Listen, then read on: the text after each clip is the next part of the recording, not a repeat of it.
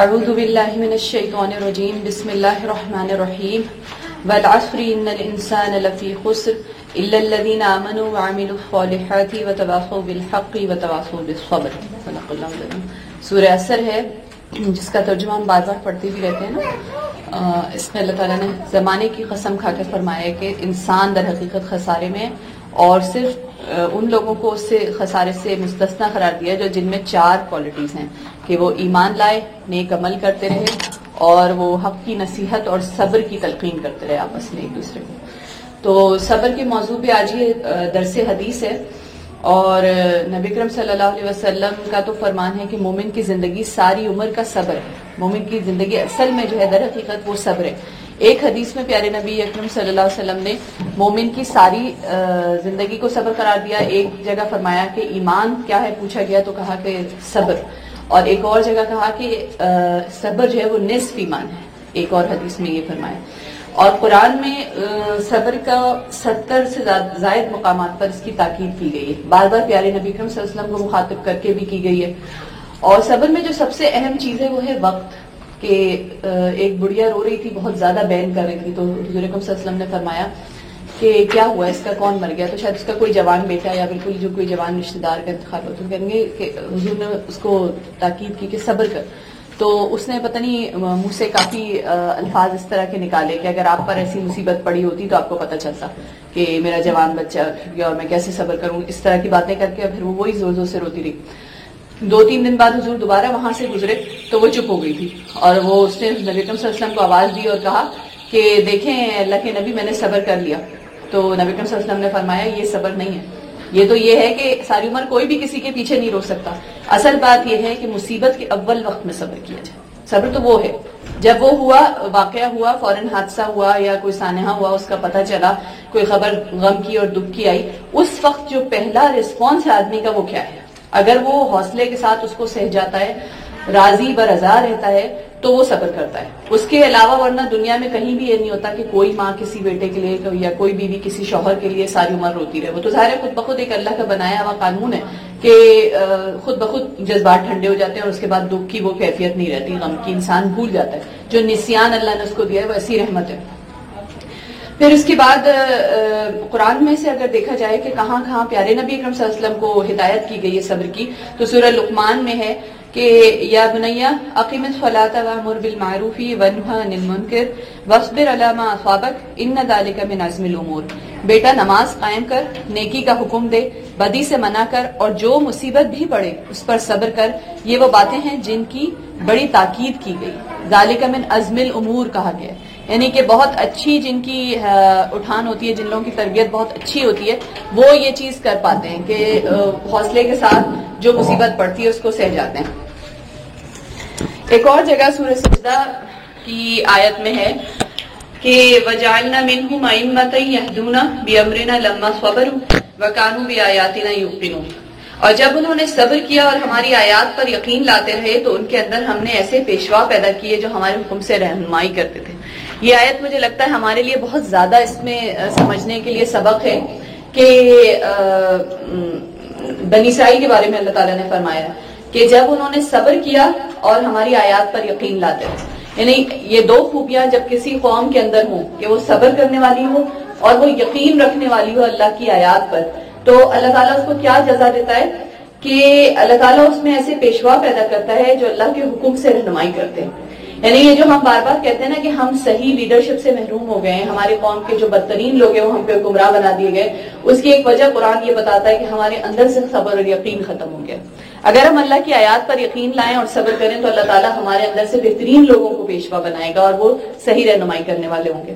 پھر آگے ایک اور جگہ نبی اکرم صلی اللہ علیہ وسلم کو ہی مخاطب کر کے اللہ تعالیٰ کہتے ہیں کہ وَاصْبِرْ وَمَا صَبْرُكَ إِلَّا بِاللَّهِ.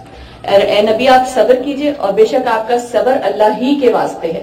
یعنی نبی اکرم صلی اللہ علیہ وسلم کو یہ بات جتائی اللہ رب العالمین نے کہ جو کافر ہے، جو منافق ہے، یا جو دوسری راہوں پہ چلنے والے مشرک ہیں اور لوگ ہیں، وہ اپنی چھوٹے چھوٹے فائدوں کے لیے صبر تو وہ بھی کرتے ہیں، ان کو بھی فوراً مراد پوری نہیں ہو جاتی، ان کو بھی وقت لگتا ہے چیزوں میں. وہ بھی جو چالیں چلتے ہیں اپنی چالوں کے کامیاب ہونے کا انتظار کرتے ہیں صبر کے ساتھ.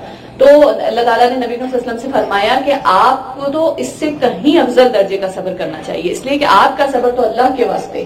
یعنی یہ تو چھوٹی چھوٹی بالکل ان چیزوں کے لیے جو جن کی کوئی اوقات نہیں ہے، ان چیزوں کے لیے جو صبر کر رہے ہیں وہ لوگ ہیں. اور اللہ کی نظر میں آپ کا صبر تو بہت ہی بیش بہا وہ رکھتا ہے نا، اس لیے کہ وہ اللہ کی خاطر ہے، اللہ کے دین کی خاطر ہے، اللہ کے دین کی اقامت کے لیے ہے، یا جن بھی مقاصد کے لیے ہے. تو اللہ تعالیٰ کیا کہہ رہا ہے کہ آپ کا صبر اس سے کہیں افضل درجے کا ہونا چاہیے. 70 سے زائد مقامات پر تاکید کی گئی ہے صبر کی. صبر اور شکر کے بارے میں امام غزالی یہ کہتے ہیں کہ شکر کا جہاں بھی قرآن میں پڑھیں گے نا تو اللہ تعالیٰ کہتا ہے لئن شکرتم لازیدنکم، اگر تم شکر ادا کرو گے تو ہمیں تمہیں اور دیں گے، مزید دیں گے. لئن شکرتم لازیدنکم یعنی شکر کرنے سے نعمت میں اضافہ ہوتا ہے. اور صبر کے بارے میں کہتے ہیں کہ قرآن میں بار بار آتا ہے ان اللہ مع الصابرین، کہ صبر کرنے سے صبر کرنے والوں کو اللہ کی معیت اور اس کا ساتھ نصیب ہوتا ہے. یعنی اتنی پیاری انہوں نے یہ بات موازنہ کر کے لکھی ہے کہ ویسے تو صبر و شکر دونوں ساتھ ساتھ ہی ہوتے ہیں ہر جگہ، لیکن صبر کو شکر پہ بہت فضیلت حاصل ہے، اس لیے کہ شکر کرنے والے کی نعمت بڑھتی ہے، لیکن صبر کرنے والے کو اللہ کا ساتھ ملتا ہے اور اس کی اللہ سے قرب اور محبت بڑھتی ہے. پھر ایک اور حدیث میں پیارے نبی صلی اللہ علیہ وسلم نے بہت بڑی ایک حقیقت بیان کی ہے. وہ فرماتے ہیں ان اقل ما اوتیتم الیقین وعزیمۃ الصبر، کہ اللہ نے جو نعمتیں تمہیں عطا کی ہیں ان میں یقین اور صبر بہت کم دیا ہے. یعنی اللہ پر یقین، اس کی آیات پر یقین اور جو حق ہے اس پر یقین اللہ تعالیٰ نے، اور صبر کی نعمت بہت ہی کم لوگوں کو اس سے نوازا ہے، اور جن لوگوں کو نوازا ہے ان کو بھی بہت کم ان چیزوں سے نوازا گیا ہے. یعنی انسان کو بار بار اللہ تعالیٰ نے کہا ہے نا خلق الانسان حلوا، کہ انسان جو ہے وہ جلد باز بھی اور دھڑدلا پیدا کیا گیا. تو یہ ایک اور ارشاد ہے پیارے نبی صلی اللہ علیہ وسلم فرماتے ہیں ایک حدیث میں کہ صبر جنت کے خزانوں میں سے ایک خزانہ ہے. یعنی یہ خزانہ ہر ایک کو عطا نہیں ہوتا، اور صبر کے بارے میں نبی صلی اللہ علیہ وسلم نے فرمایا کہ بہت بڑا خزانہ ہے. وہ جو حضرت خضر کا قصہ ہے پورا قرآن میں، وہ ہمیں یہی چیزیں سمجھانے کے لیے اللہ تعالیٰ نے بیان کیا ہے نا، کہ حضرت موسیٰ جب ان سے گئے کہ آپ حکمت کی مجھے تعلیم دے لینے کے لیے، تو انہوں نے جواب میں کیا کہا؟ انہوں نے یہی کہا کہ آپ میرے ساتھ صبر نہیں کر سکیں گے. اور پھر انہوں نے اس کا جواب بھی دیا کہ وَكَيْفَ تُصْبِرُ مَا لَمْ تُحِطْ بِهِ خُبْرًا، اور آپ کیسے اس چیز پر صبر کر سکتے ہیں جس کی آپ کو کوئی خبر ہی نہیں ہے. یعنی اصل بات جو ہے صبر کے معاملے میں وہ یہ ہے، صبر اور یقین کے معاملے میں کیا ہے کہ انسان کو چونکہ غیب کا علم نہیں دیا گیا، آنے والے وقت کا کوئی علم نہیں دیا گیا، اس کو پتہ نہیں ہے کہ کیوں ہو رہی ہے یہ چیز میرے ساتھ، تو اس کے لیے صبر کرنا بہت مشکل ہوتا ہے. اور یہ پوائنٹ کی بات انہوں نے کہہ دی وَكَيْفَ تُصْبِرُ مَا لَمْ تُحِطْ بِهِ خُبْرًا، کہ آپ کیسے اس بات پر صبر کر سکتے ہیں جس کا آپ کو کوئی علم ہی نہیں ہے. لیکن جو لوگ صبر کرتے ہیں علم نہ ہونے کے باوجود، اللہ پر توکل کر کے، اس پر یقین رکھ کے، تو ان کا درجہ اللہ کے ہاں بہت زیادہ ہے. ایک حکایت بیان کی جاتی ہے اور بہت ہی اچھی حکایت ہے اس معاملے کو سمجھنے کے لیے صبر کے، کہ ایک آدمی جنگل میں سو رہا تھا. اب اس آدمی کی طرف سے اگر دیکھا جائے تو بس وہ تو جا کے مسافر تھا، تھک کے درخت کے نیچے سو گیا تھا. اس کی آنکھ کھلی تو اس کو کوئی دوسرا آدمی ڈنڈے مار رہا تھا جو گھوڑے پر سوار تھا، اور بہت زور سے ڈنڈے مار رہا تھا. وہ چیختا ہوا اٹھا کہ بھائی میں نے کچھ نہیں کیا، کیا ہوا، یہ کیوں ڈنڈے مار رہا ہے؟ بہت چیختا ہوا اٹھا، اور اس نے ایک دم نیند سے اٹھ کے ظاہر بھگدڑ میں کہ نیند پہ کیا آفت نازل ہو گئی مجھ پہ، دوڑ لگانی شروع کر دی. اب وہ دوڑتا جا رہا ہے لیکن وہ سوار اس کا پیچھا چھوڑ ہی نہیں رہا، اس کے پیچھے پیچھے پیچھے پورا جنگل پار کر رہا ہے، اس کے پیچھے اسی کو مارتا جا رہا ہے، سونٹے سے مارتا جا رہا ہے. اور یہ گرتا پڑتا اتنا بے حال ہو گیا کہ بھاگتے بھاگتے گر رہا ہے، پھر اٹھ رہا ہے، پھر بھاگ رہا ہے، اور یہ اور تیز بھگا رہا ہے اس کو نا، اس کو لگ رہا تھا بھگانا ہی چاہ رہا ہے اس کو، تیز گھوڑا، اس کے پاس گھوڑا ہے، گھوڑا پیچھے دوڑا رہا ہے. پھر ایک جگہ ایک درخت تھا جس کے نیچے گلے سڑے پھل پڑے ہوئے تھے، تو اس کو وہاں اس نے گھیر لیا، سوار نے کہا یہ پھل کھا. وہ کہنے لگا، منہ سے اس کے مستقل بددعائیں نکل رہی ہیں کہ تجھے کیا ہو گیا، میں نے تیرے ساتھ کیا کیا ہے جو تو میرے ساتھ ایسا معاملہ کر رہا ہے، میں نے تو تجھے کوئی تکلیف نہیں پہنچائی، تو مجھے پہلے مارا اور پھر یہ گلے سڑے پھل کھلا رہا ہے. وہ روتا بھی جا رہا ہے، چیخ بھی رہا ہے، اس کو گالیاں بھی دے رہا ہے، لیکن مجبور ہے کہ وہ ڈنڈا لے کے کھڑا ہے کہ کھا، یہ پھل کھا ورنہ میں تجھے مار ڈالوں گا. تو وہ سڑے ہوئے پھل کھاتے جا رہا ہے، کھاتے جا رہا ہے. جب اس کا پیٹ ایک دم بھر گیا بہت زیادہ ان سڑے پھلوں سے، تو اس کو بہت زور کی بڑی سی قے ہوئی. جب اس کو قے ہوئی اور اس نے اپنی قے دیکھی تو اس میں ایک سانپ دوڑ رہا تھا، اور وہ اسی وقت جا کے اس سوار کے قدموں میں گر گیا کہ اگر تو مجھے نہ بھگاتا، ڈنڈے نہ مارتا اور مجھے سڑے پھل نہ کھلاتا تو یہ سانپ تو مجھے مار ڈالتا اندر. تو وہ سوار کہنے لگا، ہاں مجھے بھائی کچھ سمجھ نہیں آیا، تو سو رہا تھا منہ کھول کر اور یہ سانپ میرے سامنے تیرے پیٹ میں گھس گیا، اور میں نے کہا کہ میں تجھے اٹھا کے بتاؤں تیرے پیٹ میں سانپ ہے تو ویسے ہی ہیبت سے مر جائے گا. تو بس اللہ نے مجھے سجھایا کہ میں تجھے ماروں اور بھگاؤں، جب تو بہت بھاگے گا اور اس کے بعد پھر یہ پھل نظر آئے کہ تو سڑے پھل کھائے گا تو تجھے قے ہوگی اور سانپ نکل جائے گا. یہی ترکیب اللہ نے مجھے سجھائی، اس لیے میں نے تیرے ساتھ ایسا کیا. اور مولانا رومی لکھتے ہیں کہ یہ ہے صبر کی حقیقت، کہ ہم کو پتہ ہی نہیں ہوتا، ہمیں معلوم ہی نہیں ہوتا کہ ہمارے ساتھ جو چیز ہو رہی ہے اس کی اصل حقیقت کیا ہے. ہم ظاہری چیز کو دیکھ رہے تھے، ظاہری طور پہ دیکھا جائے تو وہ ڈنڈے مار رہا تھا اور بہت ظلم کر رہا تھا، لیکن اصل میں وہ چیز خیر کے لیے ہو رہی تھی. اتنا بڑا سانپ پیٹ سے ورنہ نہ نکلتا. تو یہ چیز بتا کر انہوں نے بتایا ہے کہ شیطان بھی اسی طرح ہمارے پیٹ کے اندر موجود ہے، ہمارے جسم کے اندر موجود ہے، اور اللہ تعالیٰ اس کا پورا صحیح ادراک ہمیں نہیں دیتا. اس لیے کہ اگر ہمیں بتا دے گا کہ اس کی کتنی طاقت ہے اور وہ کیسے ہمارے خون میں دوڑ رہا ہے تو ہم جو ہے وہ ہیبت سے ہی مر جائیں گے. تو اللہ تعالیٰ ہمارے ساتھ ایسی چیزیں کرتا ہے کہ ہمارے پر مستقل کوئی نہ کوئی مصیبت ڈالتا ہے یا کوئی نعمت عطا کرتا ہے، صبر اور شکر کے ذریعے ہمیں آزماتا ہے اور یہ سانپ ہمارے اندر کا مارنا چاہتا ہے. اور ہم ظاہری چیزوں کو دیکھتے ہیں اور ہم ایسی باتیں بناتے ہیں کہ اللہ نے ہمارے ساتھ ایسا کیوں کیا، اگر یہ نعمت اللہ نے چھیننی تھی واپس ہی لینے تھا بیٹا ہمارا تو ہمیں دیا ہی کیوں تھا. اس طرح کی باتیں ہمارے منہ سے نکلتی ہیں نا فوراً. حالانکہ وہ سب کچھ جو ہو رہا ہوتا ہے وہ خیر کے لیے ہو رہا ہوتا ہے.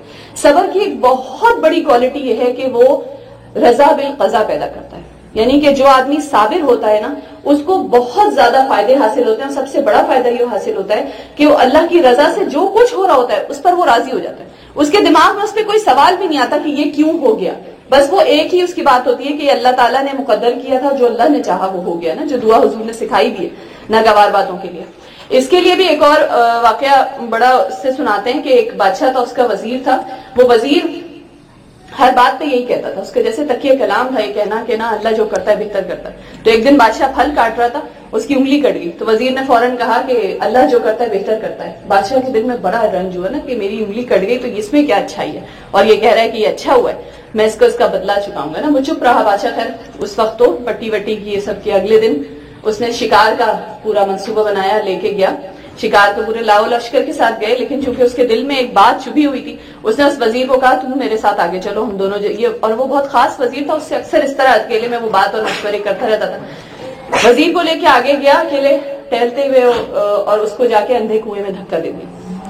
اور پھر وزیر سے پوچھا آپ بولو کیا کہتے ہو. تو وزیر نے نیچے سے جواب دیا پکار کے کہ بادشاہ سلامت میں اب بھی یہی کہتا ہوں، اللہ جو کرتا ہے بہتر کرتا ہے. بادشاہ کہنے لگا اتنا ضدی ہے ہٹدرم ہے، وہی کہہ رہا ہے مرے گا نا تو اس کو پتا چلے گا. بادشاہ وہاں سے ہٹتا ہے، پلٹتا ہے تو راستہ بھول جاتا ہے، اس لیے کہ راستہ تو اس کے مصاحب یا وزیر یا یہ لوگ یاد رکھتے تھے، بتاتے تھے.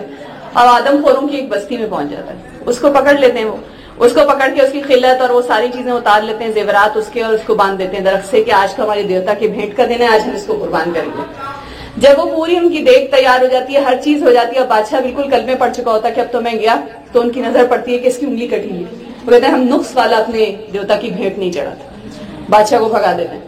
بادشاہ بھاگتا ہوا سیدھا کنویں پر آتا ہے اور وزیر کو آواز لگاتا ہے اور کہتا ہے بے شک تو بالکل ٹھیک کہتا تھا کہ میری انگلی نہ کٹی ہوتی تو میں جان سے چلا جاتا، لیکن میں تیرے ساتھ کتنا برا کیا نا کہ تجھے دھکا دے دیا اندر.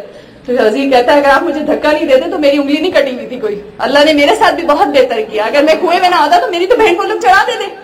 اور اللہ جو کرتا ہے وہ ہر حال میں بہتر کرتا ہے. لیکن ہمیں صبر اس لیے نہیں آتا کہ ہمیں پتہ نہیں ہوتا کہ اگلے دن کیا ہونے والا ہے، یا یہ جو بات ہوئی ہے وہ کس وجہ سے ہوئی ہے، اس کے پیچھے حکمت کیا ہے. صبر صرف اس لیے کر وہی لوگ سکتے ہیں جن کو اللہ کی ذات پر پورا بھروسہ، پورا توکل ہوتا ہے کہ وہ ہمارے ساتھ جو کچھ بھی کرے گا وہ خیر ہی کرے گا. اور نبی کریم صلی اللہ علیہ وسلم نے یہی بات حدیث میں بہت پیاری سمجھائی بھی ہے کہ مومن کی زندگی ساری عمر کا صبر ہے. کوئی مصیبت پڑتی ہے تو صبر کرتا ہے اور اللہ کے ہاں اس کے درجے بلند ہو جاتے ہیں. کوئی نعمت ملتی ہے تو شکر کرتا ہے اور اللہ کے ہاں اس کے درجے بلند ہو جاتے ہیں. یعنی دونوں صورتوں میں اس کا کوئی نقصان نہیں ہوتا. نقصان اس وقت ہوتا ہے جب ہم صبر یا نعمت دونوں صورتوں میں، مصیبت میں، تکلیف میں یا